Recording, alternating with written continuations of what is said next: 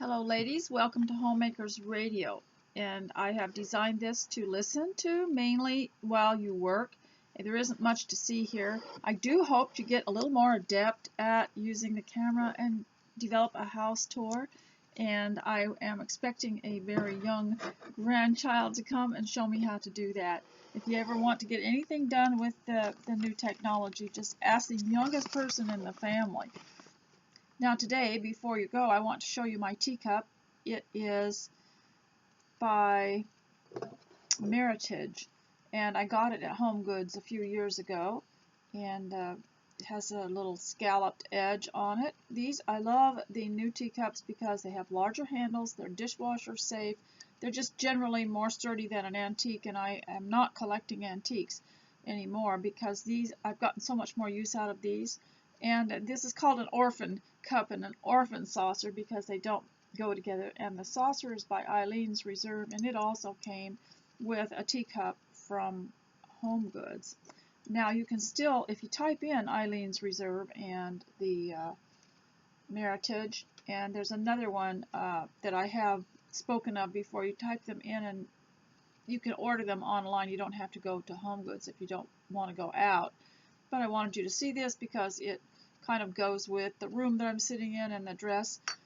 This was a dress I made. I must have made this dress 30 years ago, maybe 28 or something like that. And I've noticed that the clothing that lasts the longest that I sew have a lining in the bodice area. So I have all that is I cut out the same out of some other fabric, the same pattern, and just sewed them together, and just like a big facing. And those clothes tend to last a lot longer. They don't get as worn. Or if I sew some piping or some rickrack on in between the facing and the garment, they seem to last a lot longer. This has certainly been around a lot longer. It's my test dress. If I'm getting too fat and I can't zip this up, then I know I need to exercise more and change the way that I eat. So it's fitting me today, and I'm very happy about that, probably due to some of the exercise I've had. We are in Oregon, and we are having very fine weather, which means it's raining again. And we have had buckets of rain for the last 2 nights and days. Everything is looking beautiful and green, and you wouldn't have known we had all that fire and smoke when everything turned absolutely dead gray, the grass, everything. So we're really grateful for this. And I've also wanted to tell you about several things today. First of all, the first thing that we do is get dressed. Now with these videos, I don't have any comments on the channel, but you can go over to my blog, for which I have posted a link, because I'm making them to enrich my blog, and I really don't want a lot of social media going on, and I'm happy just to have my blog and an email. That's about all I need. It's about all I can handle. And so you can leave a comment there. Also, I don't edit anything, so if I were speaking to you across a table and you were speaking to me, we'd probably just filter out, edit out each other's mistakes, and so I don't want to spend a lot of time editing. And this is just to keep you company while you go. I have my favorite things I like to listen to while I work that kind of get me through, pace me, and I think that it would be nice to have something to listen to for homemakers. And now that we're all home, so many people are home now, and women, it's a different experience if you're not used to being home, because it's a way of being self-employed, and you don't have a time clock, you don't have a way to gauge your progress, you don't have any kind of awards dinner. You can create an awards dinner for yourself, I suppose. You can do anything you want. But since you're self-employed, you also have to figure out how to be self-motivated. And years ago, someone wrote a book for men when the idea of self-employment began to take hold, and men were at home and perhaps had an office in their house or even created a space in their garage. Some of these seminars that they were taking about the home business was really recommending that these men get up, get dressed, get a shower, get dressed as though you were going to work, and that it would help you to speak more professionally on the phone if you were making phone calls for clients, and if you were selling something, it would change the way that you approached your business. If someone came to get something that they'd ordered, that you would have an appearance that would be pleasing. And this is the same with the homemaker. We're not selling anything, and we're not really in business, but we're in the business of home, and to give it a good reputation and to also keep your spirits high, to keep your mood level. You've got to take care of your appearance first thing. Now, I am married to a preacher, and he's self-employed because of that, but he has never missed a day, even on a Saturday, of getting up and getting. He never hung around in sweatpants or sports clothes or anything like that. He always got up, he took a shower, he shaved, he wore button-down shirts, and he never wore denim. He didn't like it. But then he's from the olden days. You know, he's from he's been here since Roosevelt, and I have been here since Truman. And so we're a little old-fashioned, but he always got up and got dressed, and you know, his hair was impeccable, and then he would come in and make his own coffee, and he would start his day, and he gets things done, and he's very self-motivated. He'll write little booklets for the church. He does the church bulletin. He has a newsletter, and he's highly motivated, and you can't be that motivated if you're not dressed. It's very hard. Now, some people work a little bit better the other way, you know, getting their work done and then getting dressed. And I used to do that, but I don't do that anymore, and I find that I'm a lot more efficient, and I'm getting a lot more done, and my mood is more level. So if you're not dressed, please go and get dressed, and you can call me back later and listen to the rest of this. So today I'm going to talk a little bit now about some of you in your housekeeping and your homemaking, and some of the things that help to motivate us in that. For many of us, it is the same thing over and over. And I saw the cutest little sign on Pinterest. Isn't Pinterest wonderful? If I get a little bit dull in my thinking and lacking in motivation, and my apathy meter is way high, I will go to Pinterest and look for ideas. And there was a little sign there that said cook, wash, repeat, something like that.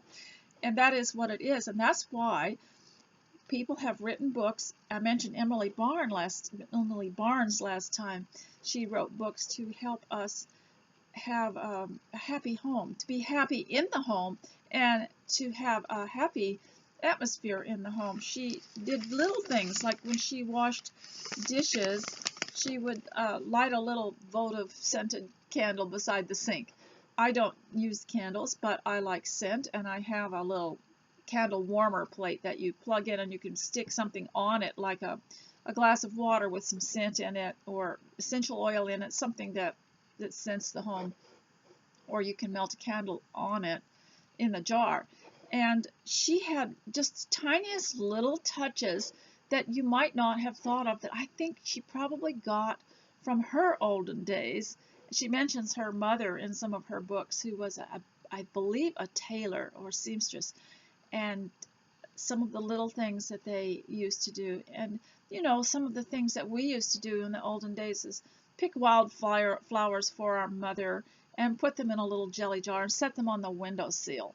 Back in the days when there were sills, little ledges on the windows, which I think is a great idea, because in the summer you'd have a little jar with flowers in it. In the winter you'd have a candle there. And so today I want to emphasize some of that, to make it more appealing. Some of us, you know, don't like grueling work just for the sake of work, and we like to put our heart into it. We like to put a little soul into it. We want to be doing it for other reasons besides just getting it cleaned up.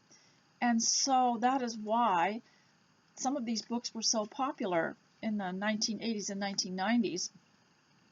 And so today I want to talk about how you can make this daily work more pleasing. Now, one of the things that I do is I've got these little notepads from the Dollar Tree. There's about 4 of them in a package.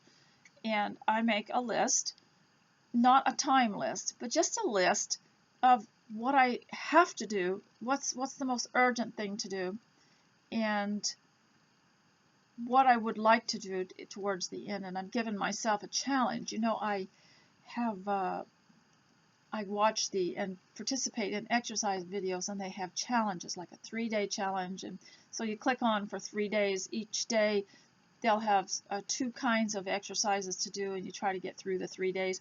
I suggested last time that you create a challenge for yourself, a week-long challenge, and go through and check off everything every day. See if you can do it. And also that how important it is to put aside, even though we are emotionally attached and we like relationships better than anything, that sometimes it's hard to do housework because we are emotional and we don't want to do it unless we feel like it. But with some things that are really important, for instance, if you have small children and one of them gets sick, the first thing you do is just leave everything and go and take care of them. And you put your I'd rather do this or that aside for what is the most important. So you have to put away your emotions if you're going to get your dishes done and if you're going to sweep. And you'll find that, but this is interesting, you'll find that even though you don't, quote, feel like doing it, you look at your list, do the thing. See, I have a hard time doing what I'm told. Even though I told myself to do this, I don't often obey. But I'll look at my list, and it will say sweep. It'll say dishes, sweep. And so I'll go and do it anyway, even though I'm, grumbling a little bit. And the movement of sweeping, I think sweeping especially, the movement just changes my whole outlook on life, my whole mood. And also the same with getting the kitchen in order. It changes me. But of course, sometimes I bring my little player along and listen to some favorite old movie in the background while I move around. And it used to be we'd have singing. We'd be singing, or our children would be with us singing and or reading to us. I had my children come sit on a little stool and read to me while I was washing dishes so that they could get their reading lessons done while they did that.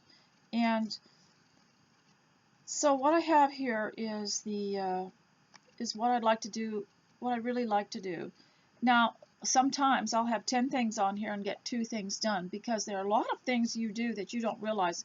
One thing you could do is instead of making a list of what you'd like to do, go and do the things that need to be done and then write them down, and they'll be amazed how much you're doing that you don't realize you did. And sometimes I remember in the olden days, the men would come home from fishing or from logging or from whatever, farming, whatever. They wanted to know what interesting thing she did that day. And you just draw a blank because it's so automatic, the cleaning and the cooking and just the different things that we did. So we don't know what we do. So write those down. That's interesting. Now today I also want to talk about how a list like this will keep you from getting too distracted. It is very easy to finish something and then say, oh, I don't know, where am I going? What am I going to do? And keep, start walking around aimlessly. You can go back to this and you can say, okay, right now I'm going to sweep, or right now I'm going to put away the laundry. Because if you have your list, then if somebody throws you emotionally, somebody says something to you, or there's some kind of upheaval in the world or in your home or your family, at least you have your list. You can go back to your list and it steadies you. It steadies you. And this is really important to keep your emotions stable too, to have a list to go by. It really does help. Now, some people, of course, have it all in their mind and they can keep track of it. I've gotten where I have not got it in my mind. I have to have it on paper.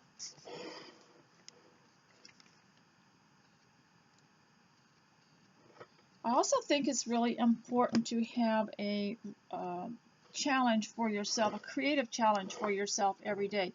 And I will be cleaning, and then I will put out a little sewing project or a little maybe a card making project, some little thing so that I could accomplish it. When I had a class here for young girls, they were about 8 years old, I made sure that they went home with a completed project every single class. That's one thing I like about art classes is when the art class is finished on Zoom, I have a painting that's completed.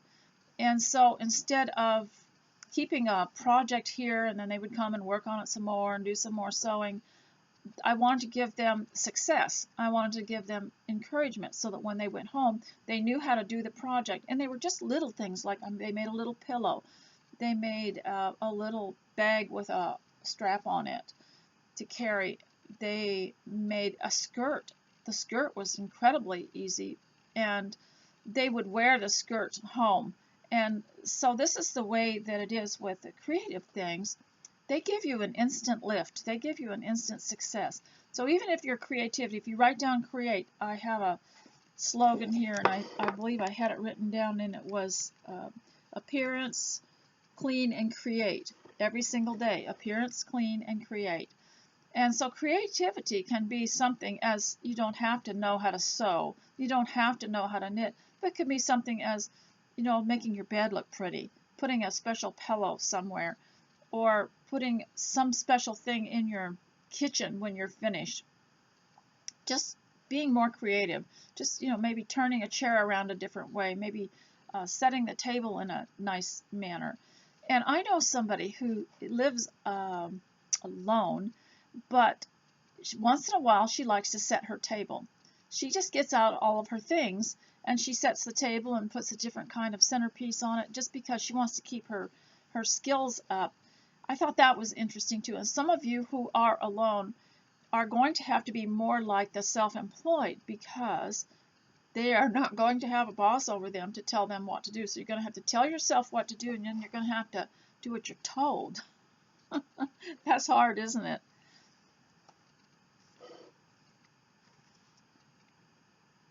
Now, each day is a wonderful gift of God, and we don't know if we'll have tomorrow. So you want to live it to the fullest and the most content and happy that you can be.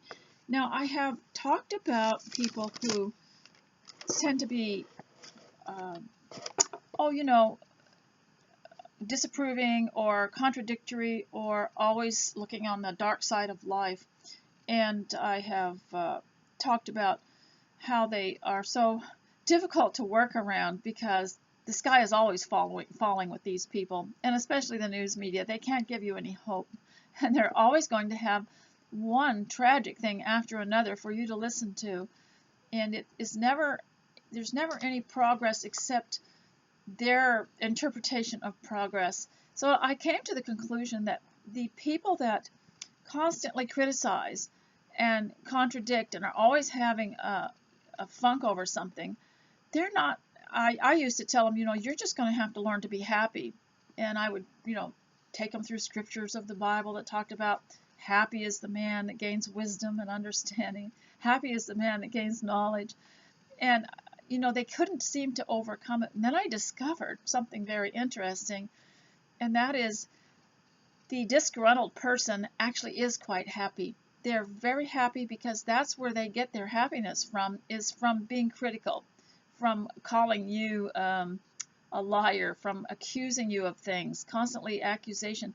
That's how they get their feeling of satisfaction and happiness. So you can't accuse them of not being happy, but you can say that their attitude isn't very helpful. But I really believe some of them, that's their type of happiness, and they thrive on it. They also could be thriving on making other people unhappy. And when someone finds out that you're now a full-time homemaker, you could be getting some very strong criticism. And also, there are some people, this may never happen to you. And I hear people say, well, that's never happened to me. I'm just a happy housekeeper. Nobody's ever bothered me. That's nice if they don't. But if you're in a situation where maybe you are more in the public eye, it could be that you will be attacked, and they like to aggravate you so that you will tell them off or tell them where to go or get rid of them, and then they will spread that you have a temper. So this is one thing that you have to watch out for, and watch your children that they don't do that to each other, because it sets them up for a very bad relationship in life. So I wanted to read to you a book, a book called The 12 T's of Friendship by Emily Barnes. Now, she's the one that went in with Susan Rios and published a lot of tea books with the paintings of Susan Rios. And Susan Rios is the one that I take lessons from on Zoom because she's in my time zone. I'm out here in Oregon. I'm not originally from Oregon, but I will tell you that story sometime too, because of the life that I have had. But for now, I want to encourage and inspire you in your day-to-day, in your own homemaking. Now, they used to say, put on some music and go and do your kitchen, or, try to do something that is a little extra, a little pretty on top of it. I couldn't thrive in an atmosphere that was just doom and gloom all the time. People talking about things that were discouraging all the time. I tried to change the subject when they do that. And I also cannot survive in an atmosphere where it's just grueling work. I have to add a finishing touch. And I know people who have to clean up their front garden, and they will do very interesting things like edge the grass beautifully and put stone and rocks around. They always want to add something to make it more refined. And that's what I am talking about here, is instead of just, and this is so interesting to teach children this, instead of just sweeping the floor to get that job done and get out of the way, do an excellent job and you'll be happier. And speaking of children and raising children, and that is one of the things that they do best in, is they work better if they're allowed to have the time to do a good job, and if they don't have to clean up somebody else's mess, because it's more motivating. I mean, for us too, right? But if they're allowed to do a thorough job and a good job, I read about a girl who said that her job in her home, they changed jobs and they had a routine. But when her job was to do the bathroom, that was the one she hated the worst. But what she did to turn it around was she decided she was going to do the most excellent job she possibly could and put a lot of what you would call touches of bright spots and beauty in there, and also do such an excellent job that it was like you were a guest in your own home. This is another thing that's very motivating, is to be a guest in your own home.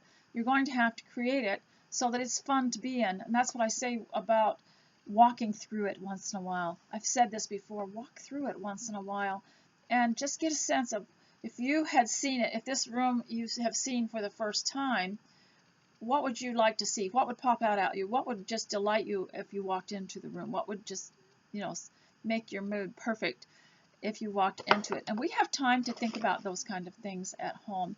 And I noticed that there was an era, I don't know when it was, maybe back in the 60s and 70s, when ladies began to be rather sarcastic and sardonic about housekeeping in the home. And it wasn't anything they thought was important enough to think about, and they just do what they had to do. I wonder sometimes if it would have been better if when they were growing up, their parents had taught them to love it, to love the work, and to do an excellent job, do something different, so that it's not just, I've had experiences when I was younger where we just did what we had to do just to get it done, and it was never excellent. But when you do it excellently, you're bringing out strength in yourself, you're developing skills, and you're developing talent. I want to read a little bit in Emily Barnes' book. Now, she wrote a series of books. One was called The 12 T's of Inspiration, another was The 12 T's of Celebration, and the other was The 12 T's of Friendship, and then she had her own book, The Spirit of Loveliness, and she had some others. You might want to look her up, Emily Barnes, Barnes, and on Thrift Books they should have some of her books. But it wasn't just some cutesy-dootsy book about, oh, we're going to have tea now. There's something really deeply religiously beautiful in these books that she wrote about she put meaning into life, and she was trying to help ladies at home bring out the best in their house and in their home and use their house for hospitality and for friendship and for celebration and for creativity. And that's what you can do. And I don't care where you live, you can do it. When I was really young, we moved to Australia. And my father and mother had 7 children, and I was the oldest. And we lived in a tent on the beach while my father looked for a house. It took several months for him to find a place that would take 9 people. So we had camping rules for ourselves, about rolling up our bedroll and sweeping out the tent. And of course we lived in the tent by the beach, so of course there's sand in there all the time. But we'd roll up the windows, open the windows, unzip the door, sweep it, make it really pleasant so that now there was seating area in it, and make it livable, so that we didn't live as though we hated life. And so wherever you live, I think that you can make it pleasant and beautiful. And so this is what she was saying in all these books, and that's why these books were so valued, is because she brought out these. She talked about how her mother and her parents lived above their shop, and I believe it was in California. Can you imagine living above your shop? Well, some people did that, and they were very happy, but their mothers knew how to create beauty out of it, knew how to create an atmosphere. And so that's what it's all about. So she has this 12 T's of friendship divided into months. And so she talks about, getting in touch with friends, but there's more to it than that. If I were to add a chapter to it, I would add a mailing, a tea in a box, and you mail it to somebody, and then maybe you could even get on Zoom and have tea together. Or before all this nonsense was going on, we used to mail tea to each other. We'd give them a little gift box so that it would land on their doorstep. And some people would say that it came just in time because they were just about to get discouraged, and there was this beautiful box with a tea and a bakery cake and some little things in there and napkins, things like that. And I think that would be a great gift, don't you? A box tea. And you can go to talkingtables.com. And they are a company that sells a box with tea things in it, and they're all disposable. Like they will sell plates that look like fabulous china, and they're paper plates. And they will sell teacups. Remember how the handles used to come out of the paper coffee cups, and you take the handle out, and you could hold it by the handle? Well, they have teacups like that. You can actually drink hot tea in, from Talking Tables, and they have the 3-tier serving dish where you can put your different things, sandwiches and fruit on, and they are plastic, and so you can use them again. And so I sent it straight from the company so that I wouldn't have to, get it and box it up and go to the post office again and pay postage. I had it sent straight to someone so that they had and I think that there's enough in there for 12 people or maybe 15, and some of them are smaller, and they're called Talking Tables. That'd be a great gift to send to someone because it's not a burden on them, and it's disposable, and there is some of it that you can keep for a little while. So she talks here about a festive setting, and I wanted to show you the picture because this is something I think that is forgotten with one of the things that has been kind of a detriment to us is the fast food places. Now, I did notice in one of our local fast food places that it's privately owned, so they're being very conscientious about making it pleasant and beautiful, and they do have fresh flowers on the tables, which I think is interesting. But somehow fast food the whole experience can be so awfully fast that there isn't time to pay attention to things like that. But I've noticed when I have tea time with people, even though they don't, not all of them drink tea, uh, they just enjoy sitting longer, and they start to their mind starts to settle down, and when they leave, they always say it stays with them for the rest of the day. That's a really good sound to hear them say that. So a festive setting. Now she was a person, Emily Barnes was a person who believed that every single day was a celebration. Every single day should be beautiful. She also, in her book, I believe it was The Spirit of Loveliness, emphasized getting up and getting a shower and getting dressed, fixing your skincare and your hair, and uh, just in her seminars, she would emphasize that too. And it seemed like there was a segment of society that laughed at it, that sneered at it, uh, but we haven't been better without someone reminding us through books and seminars, that sort of thing, to get dressed, try to be pretty, try to make your house pretty. And there were some people that were so snobbish, they would say, well, you must be really dumb for somebody to have to tell you to get dressed, or make your house nice. But it is very easy to let it slide, and it's very easy to forget, especially if you have been ill and there's been a few days when you haven't had much of a schedule. It's hard to get back on track.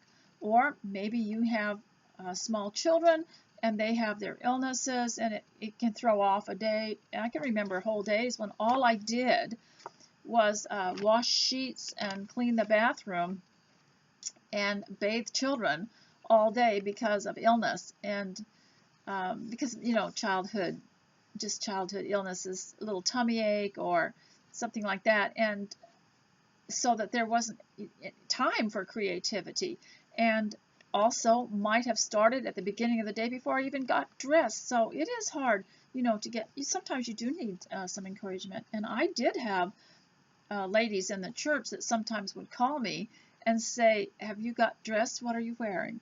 And have you fixed breakfast? Because you can lose track, especially if your home is like being self-employed and there's nobody putting a time limit on anything. But if you will let the house and the home naturally develop, you'll find that the needs come, and that you start developing a routine depending on the need of the home and the family. So this is called a festive setting. And this is by Emily Barnes. And down at the bottom, she has something called Tea Time Tidbits. And I want to read that to you because in many tea books by many authors, this quote is in her, and I have even said it on my blog when I've posted something and been mocked to death with it because I said it, and some of the exaggerated things that people have said about me online for saying this very thing that many publishers have said. And it's called Tea Time Tidbits. Now this was written in, because she says recent studies, so I want to find out what the date was that this was written. 2001. That was, what, 20 years ago? 19, 20 years ago. So she says, recent studies indicate, and this is what I've always believed, even before this was written in any book, I always was told by my family, and I told my family this. When you aren't feeling well or you get sick, take a warm bath and a hot cup of tea, and it'll help flush out some of those viruses that are bothering you. Recent studies indicate that tea in general can be not only good, but good for you.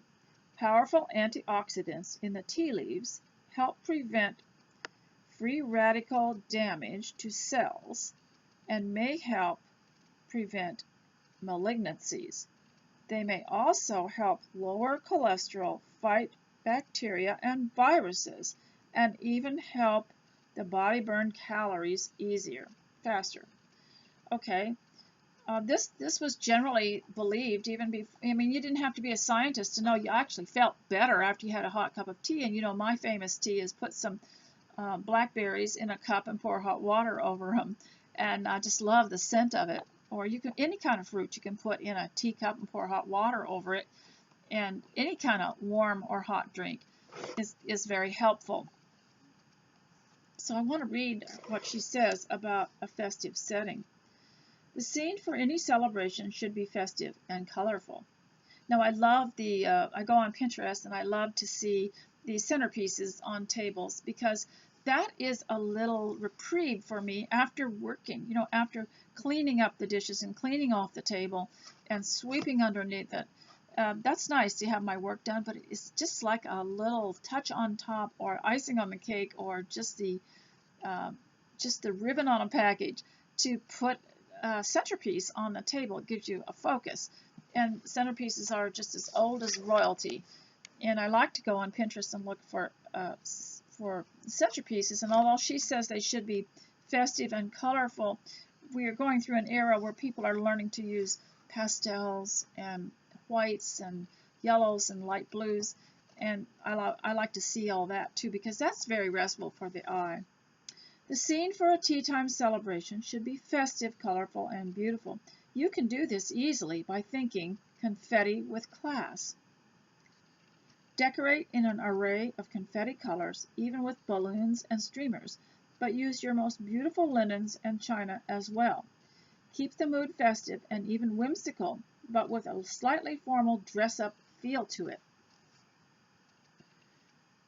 Choose your confetti color scheme according to the colors of your dishes or your room.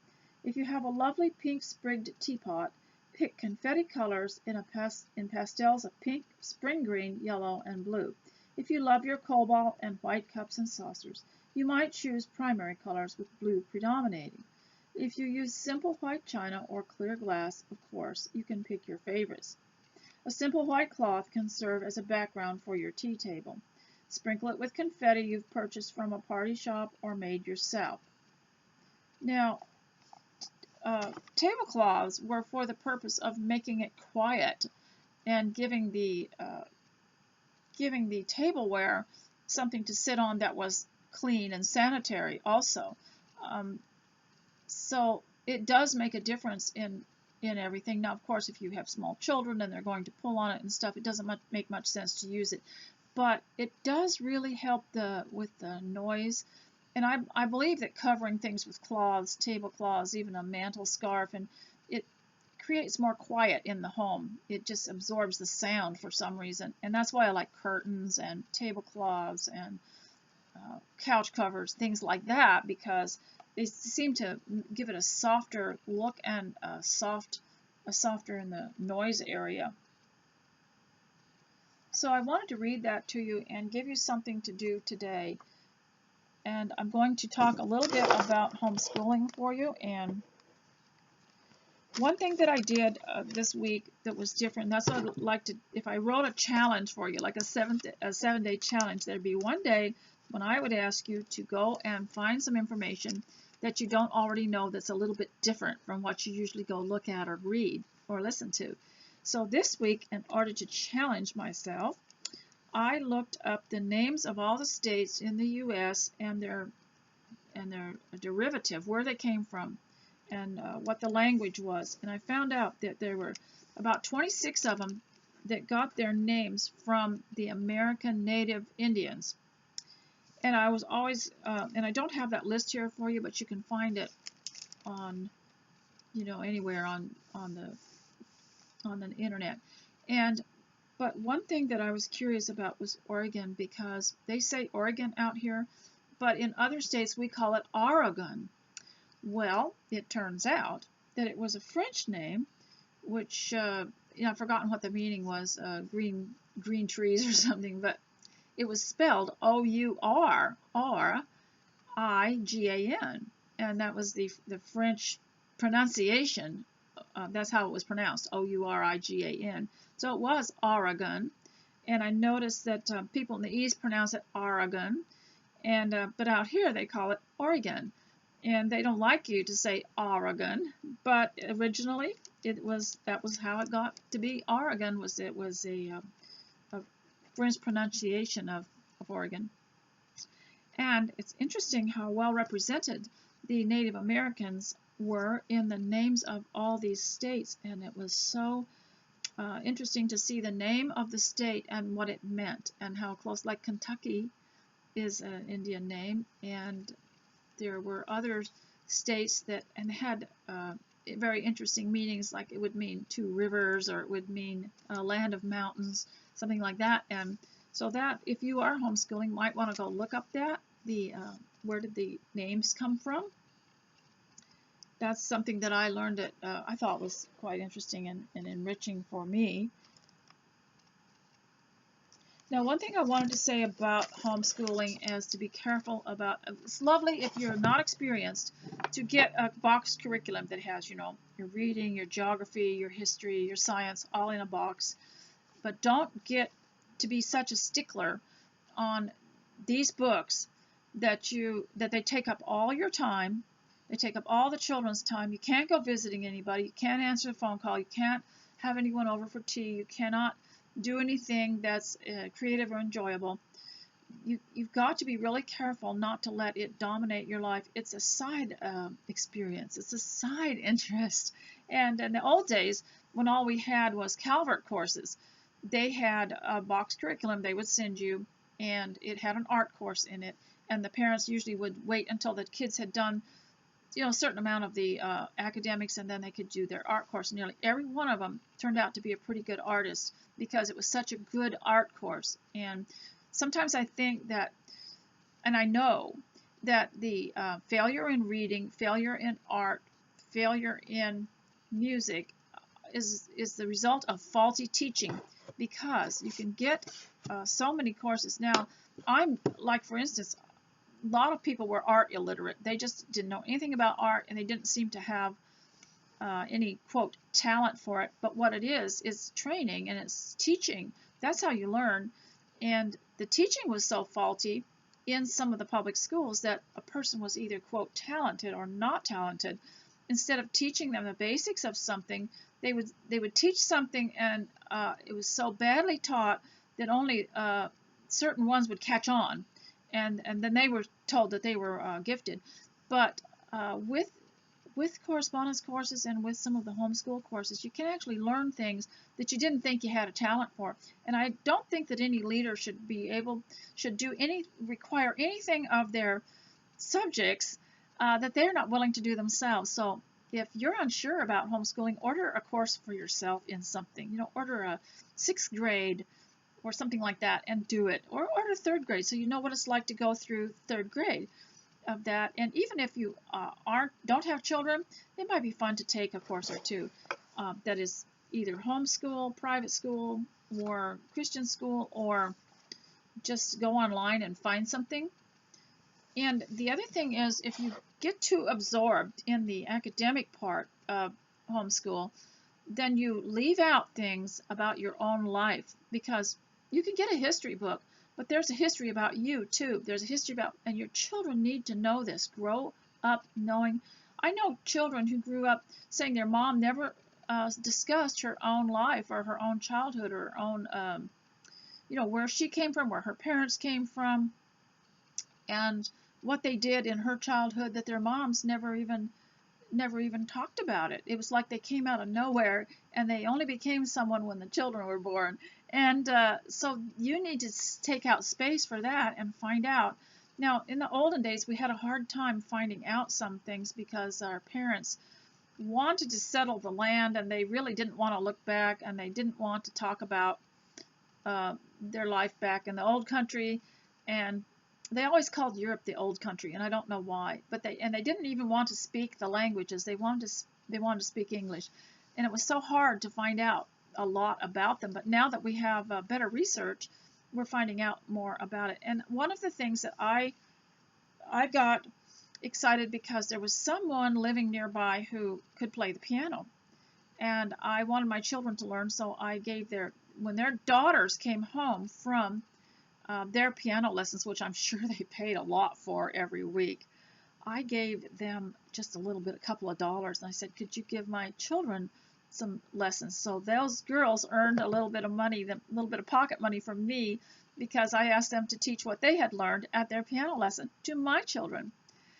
And so I got absorbed in that. Our children were really busy. We had curriculum, and of course we always visited bookstores. We bought a lot of our own books. And I think the important thing is it's like homemaking, like I'm trying to tell you now.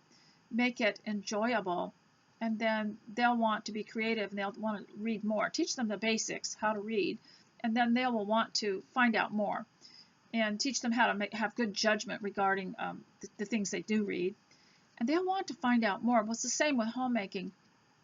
Teach them learn the basics of, cleaning, creating, and dressing, and eventually you'll start to go off on your own, and you won't have to be taught every little tiny thing. But one of the things that I had learned from my mother, who was Canadian, she grew up on the prairies in Alberta, and she was born in a little place called Enid, which I don't think exists anymore, but she was basically in High Prairie, Grand Prairie, and Peace River. And she and her father had built we all know what a caravan is, and a fifth wheeler and a motorhome. Well, he had built a house on the back of a wagon, and it was apparently, I can't remember if it was pulled by horses or pulled by a truck. It was way back in the 1930s. And there was a picture in one of their history book, the history of that area. There was a picture of that wagon that they lived in, and it was a house. It looked like a house. And so there was a picture of my mother and her sisters and family sitting on the steps of that house that was pulled. It was on a wagon. And I don't know where she learned it, but she knew how to yodel. So she taught all of her 7 children how to yodel, and I knew how to yodel. But after I got married, my life got so busy, and then I had the children, and the neighbor was teaching them how to play the piano, and we were singing in church, and I blanked out. I didn't even think to teach them how to yodel. And I just recently texted every one of them and said, do you remember when I taught you how to yodel? Because I wasn't real sure. And they said, no, Mom, you never taught us how to yodel. But you see how you can neglect something that you have for your children because you're dependent on these box curriculums and you think that's better. It's new and better. But some of the things that you know that you need to teach your children how to do is so important. And I am glad that I did teach them all other things that I knew. But that is a big regret. However, I'm going to make up for lost time, and I'm going to keep teaching them because I never did resign, Even though their homeschool is over and they graduated from my home to their own home, I tell them, and I'm telling them now, I never resigned and I never quit teaching, so you're going to learn to yodel. And if they don't want to learn to yodel, well, I'll just influence the grandkids. And I was talking to somebody about this that was in their 80s, and they were saying, well, isn't that what being a grandparent is all about? Try to influence your grandchildren. So ladies, I hope that you got this all done. It isn't quite an hour, but I have a few things I need to do, and but I hope this got you through some of the harder parts of things that sometimes we get things that are repetitive and things that are a little bit monotonous that we have to do, like cleaning out a box of something, going through old books and papers. Do people have paper anymore? I still do. And I think it's really important to have something to listen to while you do it, and that's why I spoke to you this time. Another thing that I like is that you don't have to go to a seminar at a church. Now, that was fun when we went, but it did take some expense, and it was a sacrifice to us. We couldn't bring our children with us, or somebody had to stay with the children, or the husband had to stay home with the children while we went. So now you can go to these things. There are lots of them online. There are several good homemaking videos on YouTube that you can go look at. I used to have some of them on my sidebar. I'll have to go check and see if they're there still, and that you can watch. But this one was to listen to. And if you want to go to the left on my sidebar for continuous play, you can just click that on, get the recent video, and then continue listening on if this is not enough time. So until I come back with new and glorious things, I hope that you will have a wonderful day and that you'll get a lot done. And I'm looking forward to your comments. Thank you. Bye.